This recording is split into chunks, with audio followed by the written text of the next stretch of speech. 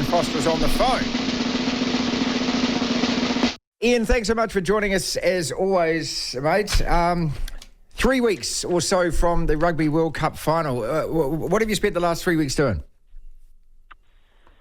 Yeah, g'day, Marty.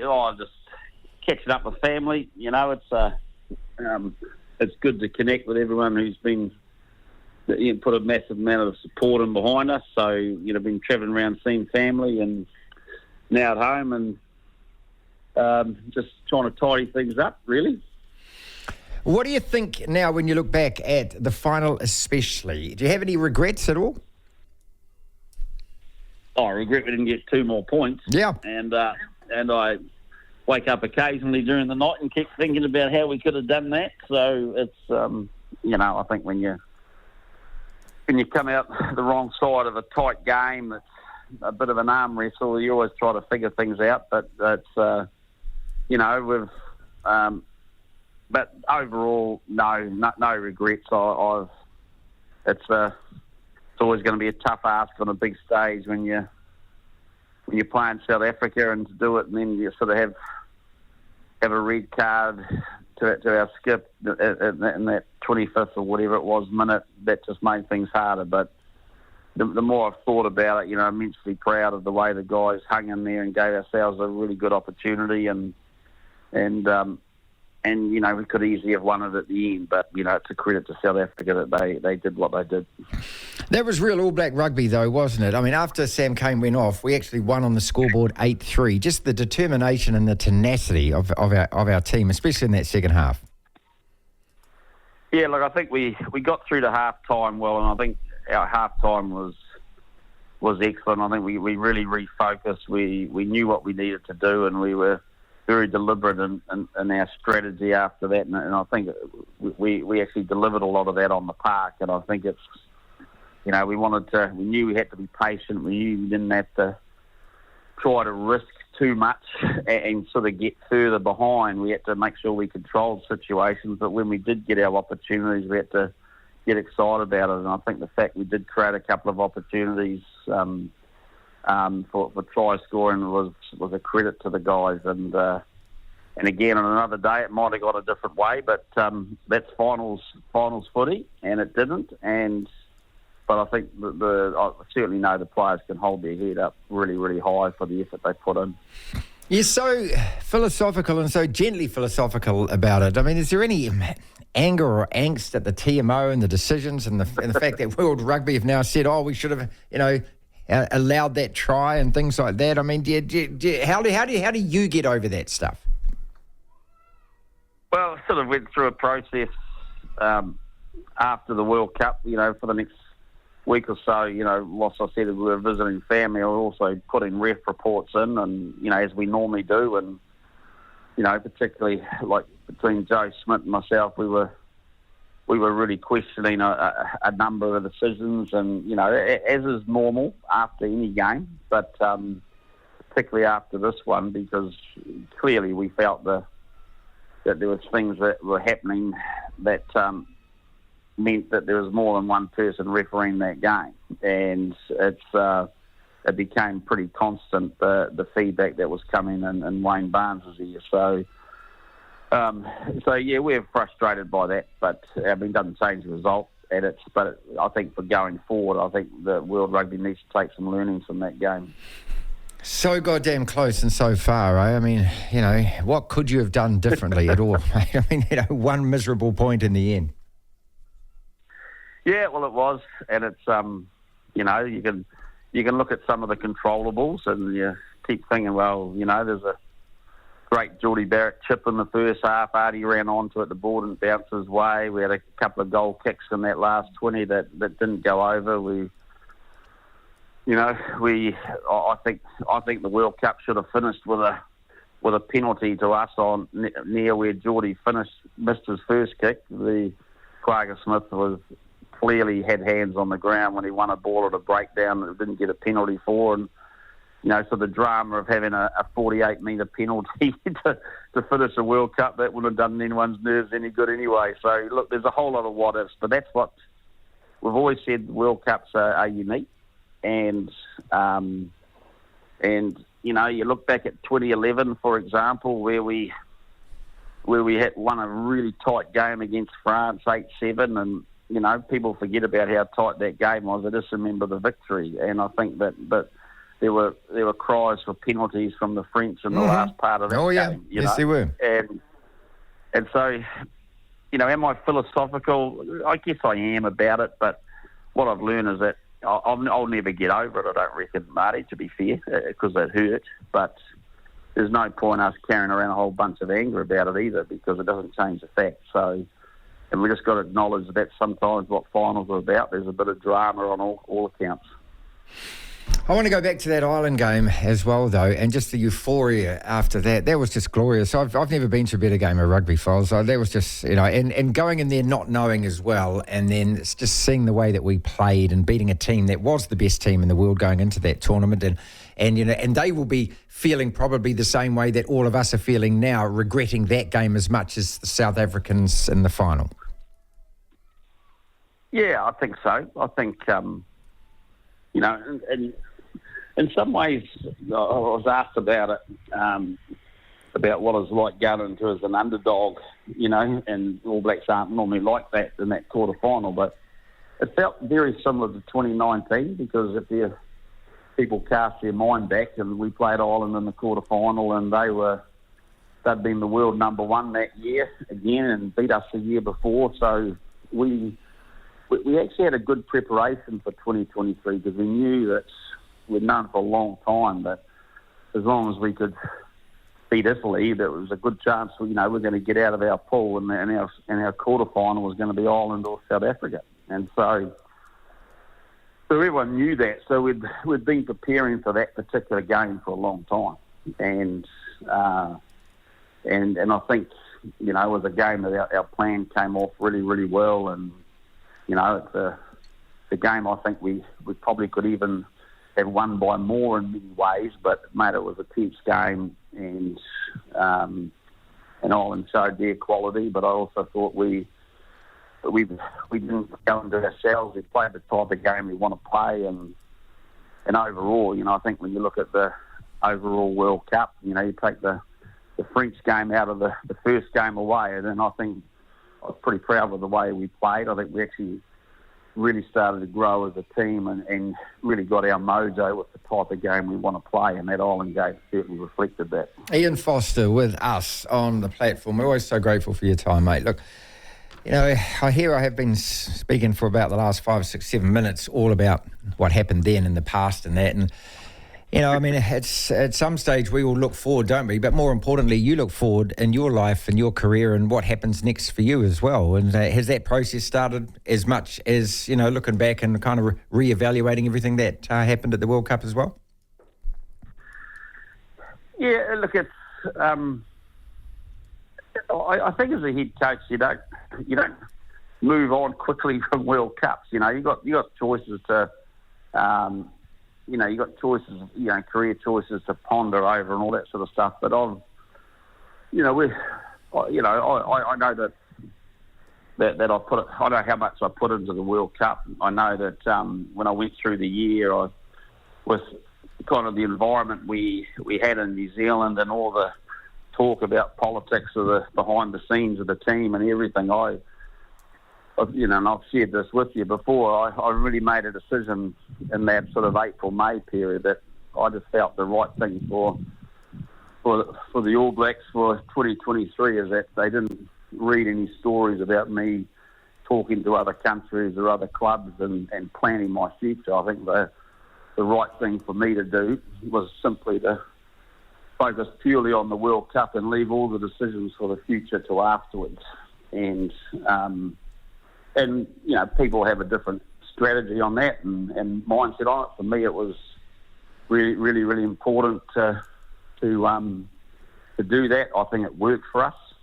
I think the players could see that I was 100% focused on it, and I wouldn't want to change that for anything. So what it means now, I've got to transition into the next stage, I guess, which is clearly I'm still pretty interested in coaching again, and felt I finished the World Cup in a strong position in that area, and now we'll just weigh up some options. Yeah, you're not going to do the Eddie Jones, though, are you? I mean, that's just not you, is it? Well, ironically, there were some chances to talk to some people before the World Cup. And I won't say who, but it's. But one of the reasons that I didn't want to do that is the very reason that it looked bad when we saw other coaches do it before World Cups. I just don't think it's a good look, and I don't. I'm not never really looked at this job from a job security perspective. For me, it's the All Blacks is something you go and do week on, week out, and you just got to keep growing and keep better. And if you're the right person to be there, you'll stay there. Would you coach any other international side, or would your best plans now be looking at another club somewhere? And is that outside of New Zealand? Yeah, look, I can't. I can't see me coaching in New Zealand again. Certainly not in the short term. I feel that, I've had a great stint with the All Blacks. It's no surprise to people that haven't kind of seen eye to eye with some of the administrators, and so I'm pretty much at peace that that's kind of it in New Zealand at the moment, and so I'll look overseas and talking to people overseas, and it's just whether am I happy to coach the country? Yes, I am. I love the international game. Would I feel comfortable coaching against the All Blacks? No, I wouldn't, and because I've just put so much into it, so. I'm not going to say never, but, right now it's kind of not at the top of my list. Devlin. Yes! Yes! Can they do it? The Platform. 2:35 is from All Black Coach with us. Ian Foster is with us on the platform. The breakdown in those relationships, especially with the administration and what has happened over the last year. I mean, I've always been such a big supporter of yours, and I've loved the fact you've kept your dignity and you haven't actually spoken out against people and things like that. But what does it fill you for? I mean, do you get angry about it? Do you get regretful about it? Do you think it's not fair the way that it was all handled? Look, again, I actually don't want to go back onto that too much. They're all pretty well documented. I said my piece, and that was that. So. A different pathway was chosen, and for me, I always said at that time it was never about whether I wanted to be coaching the All Blacks in 2024. It was never about that. It was always about what I felt was the right thing for the team in 2023, and I stand by that. And so, but other people saw that differently. So. So that is what it is, Marty. I don't feel bitter about it. I feel disappointed. I believe that I've worked hard for this All Black group to put the team at the front and as the number one priority, and I'm at peace with that.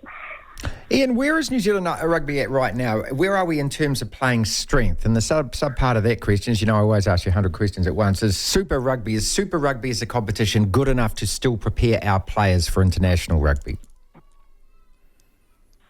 Oh, I think, I think it can be, but the Super Rugby competition needs...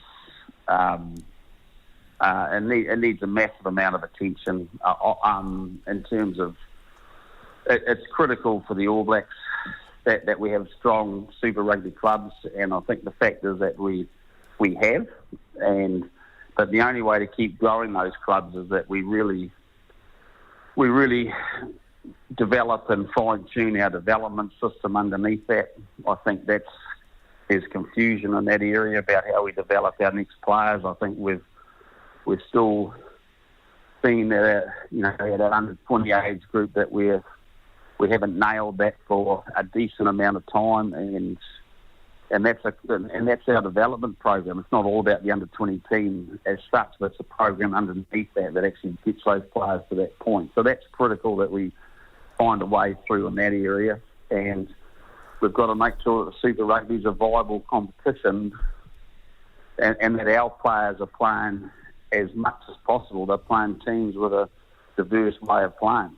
And, I think through necessity we got narrowed down a little bit through COVID, and we ended up playing ourselves. And I think it took us the best part of 22 and 23 to actually recover a little bit from that internationally and start to get used to playing different styles of rugby again. And so the more we do that, the better. And what the solutions are, I'm not sure, but it's got to be at the top of the tree. And I know the whole governance review that's been done, and obviously I'm assuming it's still being looked at now, are the sort of things it's got to address.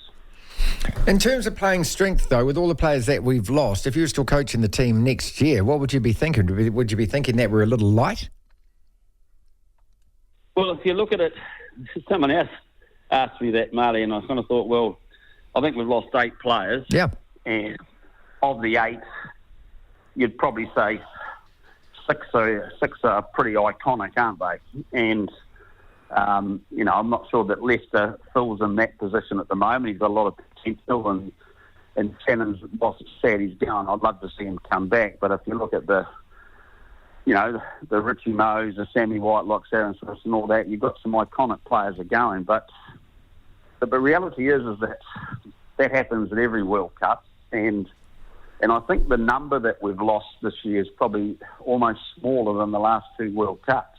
And I think that, one thing that's probably gone a little bit unnoticed is if you look at the last 2 years, we've actually brought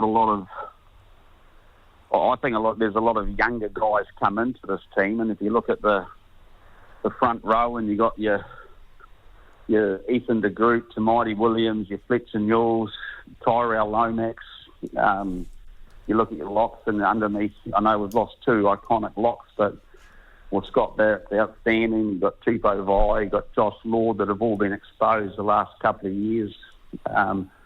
Lucy's Stuart Artie, Sam coming back. You've got a lot of other loose forwards with Luke Jacobson. The backs with Finlay and Cam are still there. Damien McKenzie, Geordie Barrett, Rico, Mark. You go through the whole list. Caleb Clark, Will Jordan. There's a large part of that team is likely to be there in another 4 years, Marty. And particularly the use of some of that forward pack, I think, is going to be gold, because I think we saw a scrum that actually, for example, became, I thought, the best scrum in the world potentially, and scrum really well against South Africa, and so that I think that holds us in really good stead at the top level for the next period. Couple more questions, we'll let you go. Again, I always thank you so much for your time. What do you want to be remembered as, and does that really concern you, just in terms of a legacy here after your 4 years? Well, it does on one count, because I think we've all got a desire to be liked and, yes, and for people to remember us fondly. And I try to tell everyone I know that I'm quite a nice bloke. Yeah, I was just thinking about myself. Even I actually have that. Even though probably people don't think so. No, it's true. Keep going. And so we've got that desire, but at the end of the day, it's there's 2 things that matter to me, and one is did I believe I did a good job for the All Blacks? Did I help enhance it? Well, I think I did, and I think there's lots of filters that people look at your campaigns and your period, and they describe it statistically or emotionally or whatever. But there's people that have kind of never wanted me to be an All Black head coach, and they're not going to like me at the end because they didn't like me at the start. So right. You're not going to change those minds. But at the end of the day, on its piece, I believe I gave this job everything I've got. I believe our coaching group at the end was fantastic, and if I look at the likes of Joe Smith, Scott McLeod, Jason Ryan, Greg Feek, Andrew Strawbridge, I thought they did an amazing job, and I take a lot of pride in that because I helped grow that. And I think that, and the other thing is the playing group, and the management of the playing group. We were tight. We were united. I think we had to deal with a whole lot of things that perhaps other All Black teams haven't had to deal with over 2 or 3, 4 years. And I thought, and I think everyone could see this was an incredibly tight team that played for each other. And you can't ask for anything more, Marty, to be fair, as a coach. So I'll take that. Would you have accepted a knighthood if there'd been 2 more points at the end of that game? Well, it's not something that I'm losing sleep over, to be fair. And to be fair, it's the furthest thing from my mind. That sort of stuff is small stuff compared to doing the best thing for this team. You seem to be in a really good headspace, and I wish you all the very best. This Montpellier story, is there any credit to that or not? Well, at the moment, I'm enjoying the sunshine of Waikato and looking at a few options, and got my agent coming down to see me tomorrow. So we'll just keep working on things, Marty. But I'm sure you'll tell you what, the days of Ian Foster on the wing scoring that try in the Ranfurly Shield to win it for Waikato. Did you ever think you had an agent? God, I'm going to have an agent one day who's going to come and see me and discuss options with me. Yeah. Well, he's got to do something. He hasn't done. He's done stuff all the last 4 years, and so. But to be fair, this is hot off the press. But Andrew Hoare, the hooker Andrew Hoare from Petsuatago, has offered me the head coach of the Maniapoto Maggots, and so it's. So I am considering that, but I'm just wondering about the toll it would take on my body of spending a lot of time with Andrew Hoare. That's all. All the very best. Hopefully we'll see you on Saturday night. You're going to be speaking at the Phoenix, the doubleheader, yeah? Yes, I'm in a lounge, been looked after by Scott Couch and the Auckland Stadium people, so I'm looking forward to watching the Phoenix. I'll probably look at the women's game rather than the men's, but But they're going good, and I went down to Wellington last week and 2 weeks ago and watched them, and they're a great wee team at the moment, so looking forward to that. I'll see you on Saturday then at the stadium, and I thank you again so much for your time. All the very best, mate. It's been great dealing with you over these years, and I look forward to keeping in touch. Well, thanks, Martin. I'm not dead, so we might talk again sometime. I look forward to it, mate. I really do. Thanks, Marty.